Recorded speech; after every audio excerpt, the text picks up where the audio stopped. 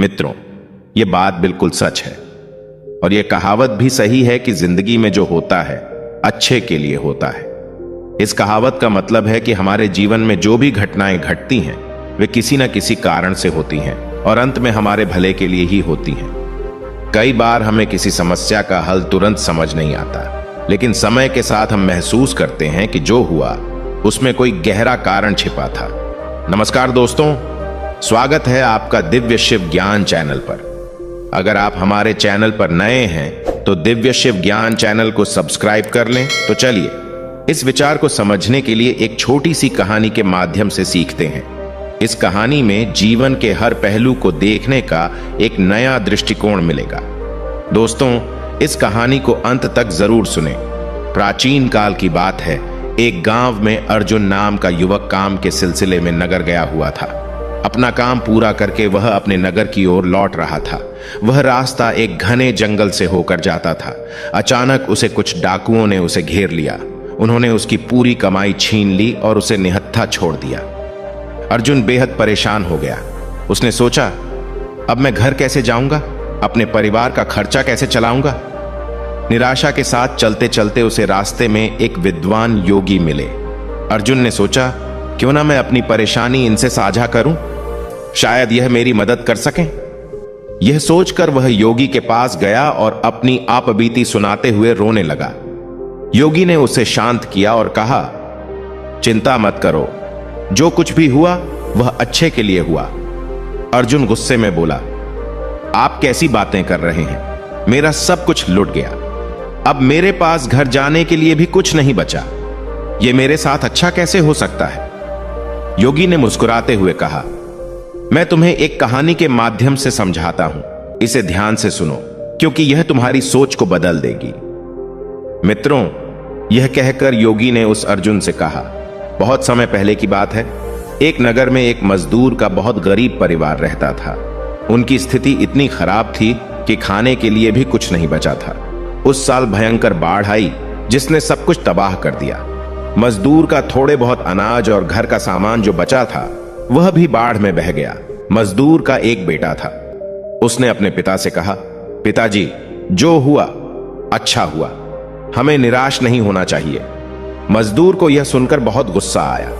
उसने क्रोधित होकर कहा, तू कैसी बेवकूफी भरी बातें कर रहा है, हमारा सब कुछ खत्म हो गया है, यहां तक कि खाने के लिए भी कुछ नहीं बचा, इसमें अच्छा क्या है।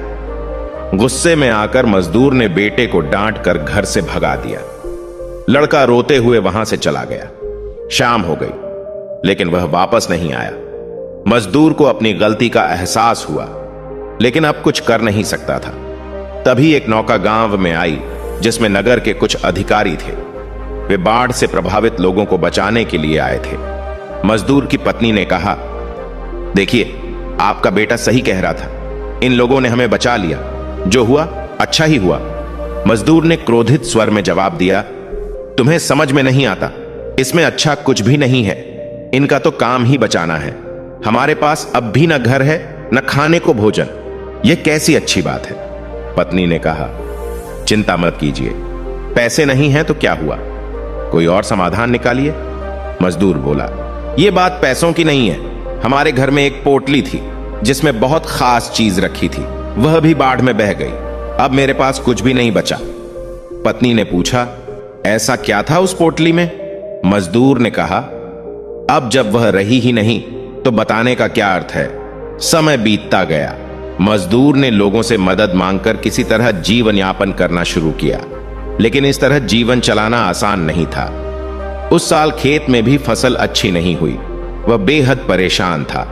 एक दिन अपनी पत्नी के साथ बैठकर बातें करते हुए उसने कहा, अब आगे क्या करें। पत्नी ने सुझाया, आप नगर में जाकर कोई काम तलाश क्यों नहीं करते। थोड़े समय के लिए किसी भी काम से धन कमा सकते हैं। मैं भी बगल के घरों में कामकाज करके थोड़ा बहुत सहयोग करूंगी। मजदूर को बात सही लगी। अगले दिन वह काम की तलाश में नगर गया। उसने हर गली में काम ढूंढा लेकिन किसी ने उसे कोई काम नहीं दिया। अब वह चिंता के मारे परेशान होने लगा कि वह अपने परिवार का जीवन यापन कैसे करेगा। वह एक गरीब मजदूर था जिसके पास घर नहीं था। बाढ़ के बाद उसने किसी तरह घास फूस से छोटा सा घर बना लिया था। एक दिन वह अपने खेत की फसलों को देखकर चिंतित हो रहा था, क्योंकि इस साल फसल भी अच्छी नहीं हुई थी। उसने उदासी में कहा, मेरा लड़का भी घर छोड़कर चला गया, मैं तो हर तरह से अनाथ हो गया हूं। उसकी पत्नी उसे फिर समझाने लगी, आप चिंता छोड़िए, बार बार कोशिश करें, काम कहीं ना कहीं मिल ही जाएगा। घर पर बैठकर रोने से कुछ नहीं होगा। उसकी बात गरीब मजदूर को सही लगी। अगले दिन वह काम की तलाश में नगर गया, लेकिन इस बार भी उसे कोई काम नहीं मिला। वह निराश होकर लौट ही रहा था कि रास्ते में उसे एक योगी मिले। योगी ने पूछा, तुम इतने परेशान क्यों हो? गरीब मजदूर ने अपनी सारी व्यथा सुनाई। बाढ़ में मेरा सब कुछ बह गया, खाने के लिए कुछ नहीं है और मैंने गुस्से में अपने बेटे को घर से निकाल दिया। अब वह घर छोड़कर चला गया।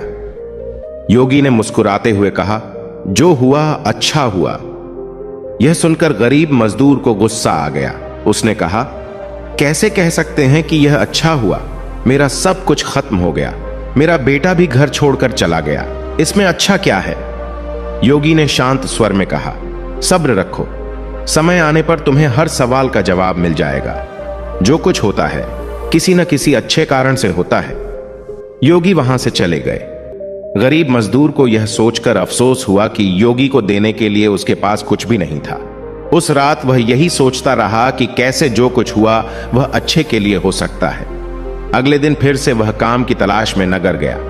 इस बार उसकी किस्मत बदल गई। एक बड़े अधिकारी ने उसे अपने घर में काम पर रख लिया। अधिकारी ने कहा, तुम्हें रहने की परेशानी हो तो मेरे घर के पास का खाली मकान ले लो। गरीब मजदूर ने विनम्रता से मना कर दिया और कहा, आपका बहुत आभार है, मैं यहीं ठीक हूं। अधिकारी ने उसे अच्छी तनख्वाह पर काम दिया। गरीब मजदूर और उसकी पत्नी अब बेहद खुश थे।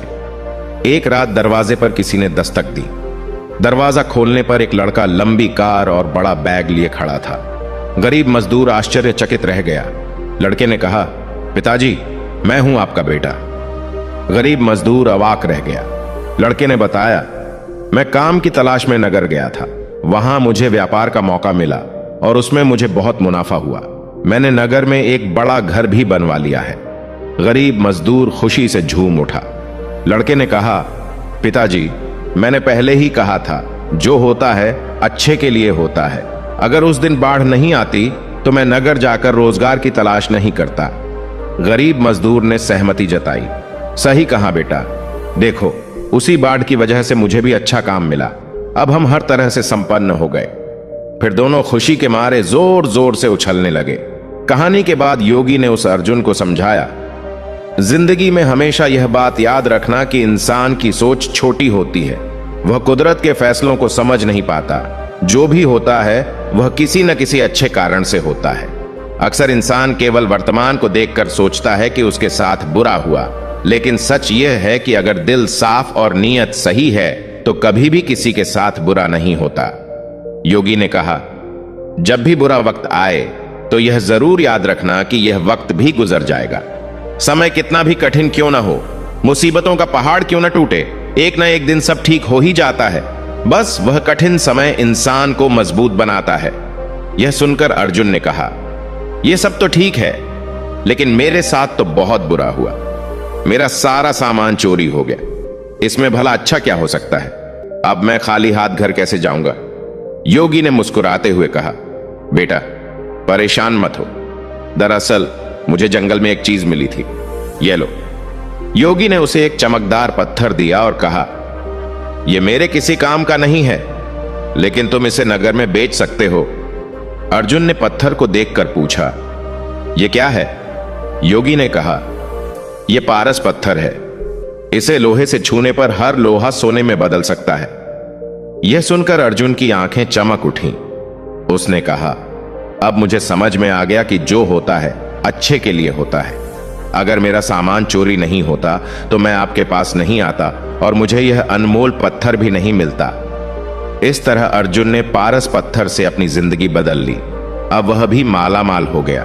दोस्तों, इस कहानी से हमें यह सीख मिलती है कि जो भी होता है अच्छे के लिए ही होता है। जब इंसान पर बुरा वक्त आता है तो उसे समझ नहीं आता कि यह क्यों हो रहा है।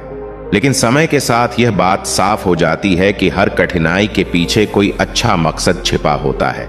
जीवन में अगर मुश्किलें आएं तो घबराना नहीं चाहिए। हर समस्या अपने साथ समाधान भी लेकर आती है। समय के साथ जब परिस्थिति बदलती है तो हमें यह एहसास होता है कि कठिन समय ने हमें मजबूत और सक्षम बना दिया।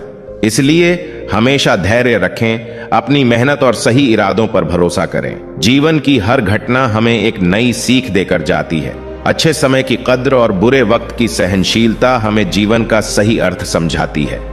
बस हमें सकारात्मक रहकर आगे बढ़ना है। दोस्तों, उम्मीद करते हैं कि आपको ये कहानी जरूर पसंद आई होगी।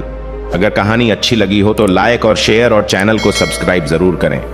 कहानी के अंत तक बने रहने के लिए आप सभी का धन्यवाद।